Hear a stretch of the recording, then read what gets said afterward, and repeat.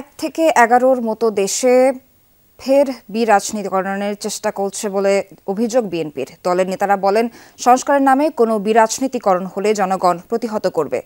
জাতীয় প্রেসক্লাবের আলাদা অনুষ্ঠানে তারা কথা বলেন। বিএনপির ভাইস চেয়ারম্যান আসাদুজ্জামান রিপন বলেন, সংস্কারের ম্যান্ডেট ছাত্র প্রতিনিধিদেরকে দিয়েছে।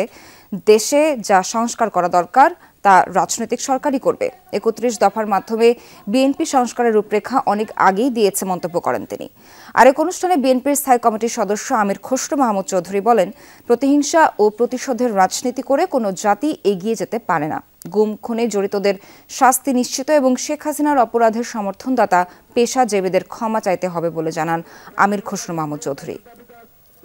তার নিপীড়ন, নির্যাতন, জুলুম, গণতন্ত্র হত্যাকে সমর্থন করেছে। একাডেমিকসদের মধ্যে আছে, আপনার সাংবাদিকদের মধ্যে আছে বিভিন্ন। তাদেরকে জাতির সামনে সে ক্ষমা চাইলে তাহলে তাদের পাপটা আমি মনে করি মোচন হবে এবং দেশ সামনের দিকে এগিয়ে যেতে পারে। এই সংস্কারের নামে যদি রাজনীতিকে বিরাজনীতিকরণের দিকে ঠেলে দেওয়া হয় তাহলে তো সেটা খুব ভালো দিক হবে না।